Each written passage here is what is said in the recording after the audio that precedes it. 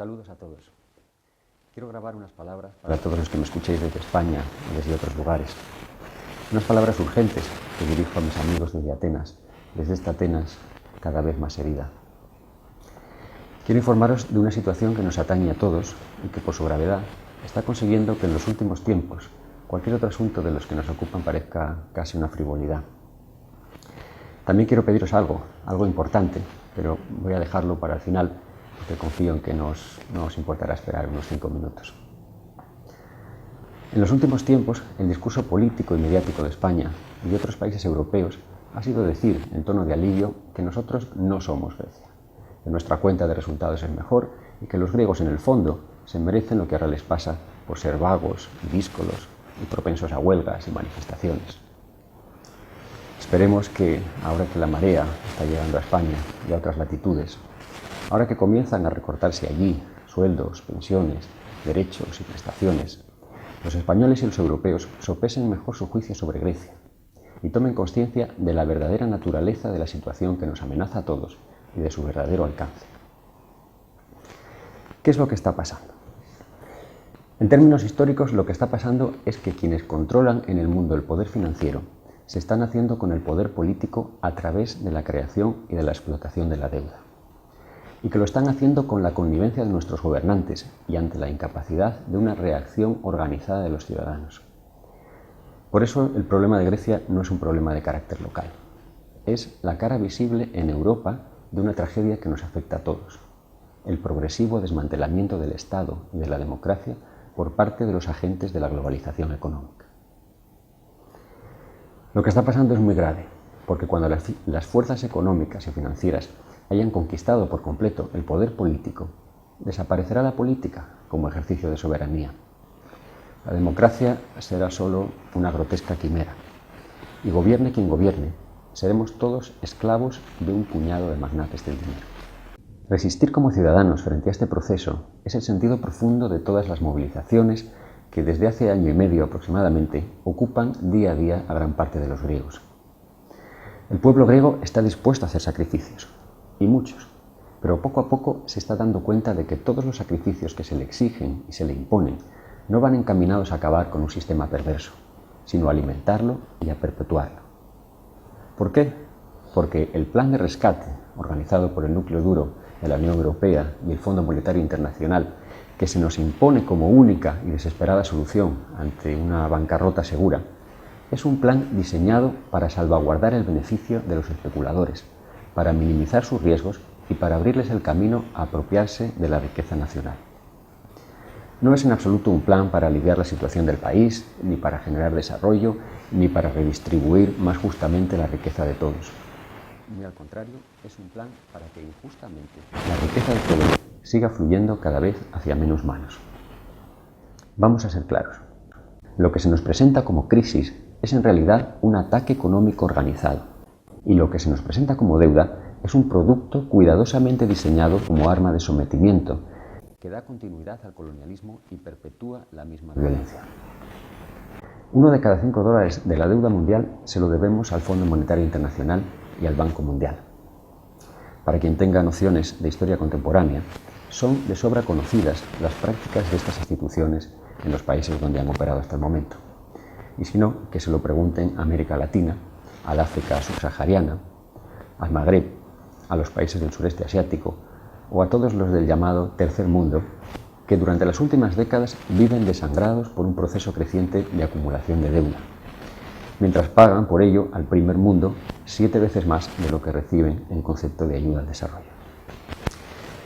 Estas instituciones actúan como intermediarias financieras, haciendo que a través de sus créditos los inversores tengan mayores garantías de cobro frente a los países en los que invierten. El objetivo de los inversores, ya se sabe, es cobrar. Pero como inversores privados no tienen ninguna garantía de que los países en los que invierten produzcan los esperados beneficios, y el cobro llegue a hacerse efectivo. Están sujetos al riesgo de la apuesta, y su derecho al cobro se limita tan solo a una parte de los beneficios, y nunca, claro está, a una parte del patrimonio del país en el que invierte. Así pues, para cobrar con garantías, su objetivo es introducir en el país un agente de cobro capaz de transformar la especulación privada en deuda pública. Y esto es lo que hace desde su fundación el Fondo Monetario Internacional. Para conseguir esto hay que conseguir la connivencia de determinados políticos, y esto es lo que han conseguido en Grecia. Ahora, gracias al efecto conversor del Fondo Monetario Internacional, Grecia ya no le debe dinero a los especuladores privados directamente, sino a otros estados, lo que hace el impago más complicado. Y ahora hay que responder a esta dudosa deuda con el sudor de los contribuyentes y, lo que es más atractivo para los inversores, con la riqueza nacional, que el propio gobierno se ha encargado de comprometer como aval, más allá de lo inalienable en el texto de los protocolos que hace poco acaba de firmar. Vamos a ver, ¿es Grecia el país más endeudado de Europa o del mundo, como quieren hacernos creer desde hace tiempo? Por supuesto que no. En deuda externa en millones de dólares ocupa el puesto 18. En deuda externa con relación al Producto Interior Bruto ocupa el puesto 9. Y en deuda per cápita ocupa el puesto 15, muy por detrás de Francia, Alemania, Inglaterra o Suiza, e incluso a bastante distancia de España. Tampoco ocupa el primer puesto en cuanto a endeudamiento privado, ni en cuanto a gasto público, ni siquiera en cuanto a número de funcionarios. Eso sí, es el país de Europa con más alto índice de precios al consumo en artículos de primera necesidad. Y la mayoría de los griegos llevan mucho tiempo teniendo que recurrir a la familia, al pluriempleo y al trabajo precario para poder llegar a fin de mes. ¿Qué es entonces esa deuda? Esa deuda, en nombre de la cual Grecia está siendo obligada a contratar el mayor préstamo de la historia de la humanidad, es en un 90% bonos del Estado.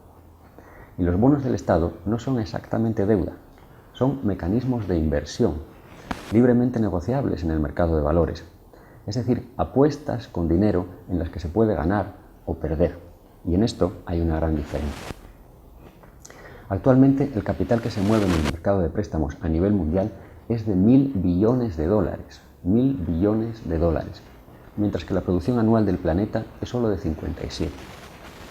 Esta abismal diferencia es lo que explica, es la causa del endeudamiento del mundo. La causa no radica en el déficit real, sino en la necesidad que apenas 1.600 inversores tienen de explotar ese capital. En las últimas décadas, económicamente hablando, hemos construido un mundo que no solo es injusto, sino absurdo. Y sin embargo, parece que hay que hacer todo lo posible para que no se venga abajo. Así, sin ir más lejos, hace apenas 2 años, Grecia rescató a los bancos con 70.000 millones de euros de los contribuyentes, dicen que para evitar desastres mayores. Y ahora hay que rescatar también al sector financiero, nuevamente con el dinero de los impuestos de los contribuyentes. Mientras tanto, atención, el 50% del dinero que se mueve en el mundo lo hace a través de compañías offshore creadas en paraísos fiscales para evadir impuestos y para mantener el total anonimato de sus propietarios. Solo en Grecia operan más de 4.000 offshores y en los últimos 10 años se han fundado en el mundo más de 1 millón de estas empresas inventadas por los especuladores anglosajones. Hoy los golpes de Estado los dan los financieros. Al pueblo griego, siguiendo los dictados de la Comisión Europea, del Banco Central Europeo y del Fondo Monetario Internacional, se le suben los impuestos, se le recortan los sueldos, se le expulsa del trabajo, se le arrebatan conquistas sociales y sanitarias, se le impone la privatización de sus empresas estatales, se le obliga a poner en manos de inversores extranjeros la riqueza nacional de su país, se le fuerza a comprar armamento a sus acreedores y se le pide encima que pague tasas solidarias. Mientras se está subvencionando a los bancos y ni siquiera se plantea la imposición de una mínima tasa del 0,1% sobre las transacciones financieras internacionales. Una tasa con la que podrían recaudarse anualmente más de 600.000 millones de euros, más de la supuesta deuda griega, sin tocar el bolsillo de los contribuyentes ni el hambre de los pobres. Pero esto no se hace, debe de ser inmoral.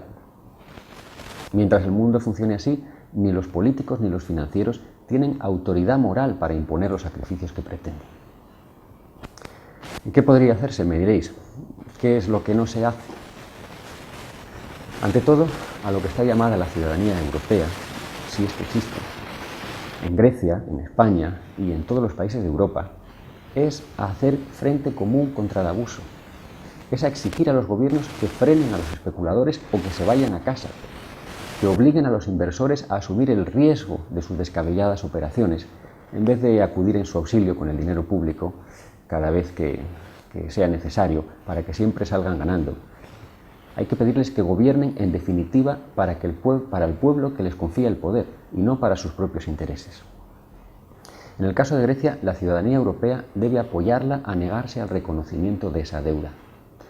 Cualquier plan de renegociación de la deuda será para terminar en quiebra y sometidos a las condiciones de los prestamistas. Todos, no solo Grecia.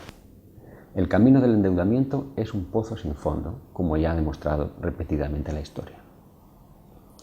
Así pues, hay que exigir que cambie la práctica política actual. Hay que detener de inmediato el pago de la deuda. Hay que esclarecer el origen y la naturaleza de esa deuda, ver si hay culpables de delito entre los responsables del endeudamiento y determinar con precisión qué parte de esa abultada cantidad no es sino una deuda odiosa, contraída contra los intereses de la población de un país con el completo conocimiento del acreedor, de acuerdo como se definió, como Estados Unidos definió este concepto, lo acuñó en su propio beneficio tras la guerra con España por la independencia de Cuba. Y una vez esclarecido todo esto, una vez castigados los culpables, se decidirá entonces con serenidad y justicia por medio de qué préstamos, de qué ventas o de qué nuevas medidas habrá que hacer frente a la deuda legítima. El déficit real del país en la última década es solo un 4% de esa supuesta deuda. Una de esas medidas, por ejemplo, podría ser reclamar contundentemente las indemnizaciones de guerra que Alemania fue condenada a pagar a Grecia tras el final de la Segunda Guerra Mundial y que, pese a la ocupación militar, a las deportaciones masivas a los campos de exterminio y a los más de 1 millón de muertos, aún no han sido satisfechas. Otras medidas más económicas y menos históricas serían, para empezar, prohibir la operación de empresas offshore en suelo griego, bloqueando sus bienes y obligando a sus accionistas anónimos a identificarse y a tributar para poder desbloquear su propiedad. Es probable que la mayoría de ellos no se atrevieran siquiera a dar la cara. También habría que exigir a los bancos que devolvieran sus rescates. Habría que imponer tasas sobre las transacciones financieras internacionales, tasas justas sobre los vergonzosos depósitos en Suiza y en otros paraísos fiscales. Toda una serie de medidas tributarias para evitar el verdadero fraude, que es el que se produce a través de la banca, de la bolsa y de las offshore. Y junto a todo esto, habría que replantear la propia relación con la Unión Europea y con una moneda, el euro, que está diseñada con criterios neoliberales para la conveniencia prioritaria de Alemania y de algunos otros socios. Si no reconocemos la deuda, nos echarán de los mercados por un tiempo, nos boicotearán en lo posible, pero también nos ahorraremos el dinero de la especulación con los bonos y salvaremos gran parte de la riqueza nacional que se está yendo hacia los grandes grupos de inversores. Solo los intereses de los bonos para el año en curso son de 16.000 millones, lo mismo que se dedica en Grecia a educación y sanidad. Si no reconocemos la deuda, en vez de alimentar la especulación, podremos hacer frente al déficit. Podremos respaldar la economía real del país, aliviar la presión sobre los ciudadanos, revitalizar el comercio y fomentar el ahorro. Y sobre todo, nuestros sacrificios, que serán muchos, sí serán entonces para echar abajo un sistema injusto y para construir otro mejor. Y ahora, llegados al final de estas palabras desde Atenas, es cuando deseo pediros algo importante: que ante los abusos de la globalización económica, ayudéis a globalizar también la resistencia. La sociedad europea está muy dormida y muy acomodada en la gestión política de sus deficientes democracias. Sin embargo, necesita con urgencia hacerse progresista en sus convicciones y reaccionar con decisión ante los nuevos golpistas. Combatir con eficacia la injusticia y la ignorancia, en vez de encubrirlas o favorecerlas de acuerdo con oscuros intereses. Y esto debe hacerlo por el bien de todos, porque quienes disfrutamos más que otros de la libertad, del bienestar y de la cultura, tenemos esa deuda moral con el resto de la humanidad. Sí, reconozco que soy antisistema, porque no entiendo cómo, en un mundo en el que 50 empresas acumulan mayor riqueza que 100 países, alguien solidario puede seguir siendo prosistema. Creo que en los tiempos en que vivimos, nuestro sistema necesita más que nunca disidentes, gente dispuesta a pensar alto, a sentir hondo y a hablar claro. Un abrazo muy fuerte desde Grecia.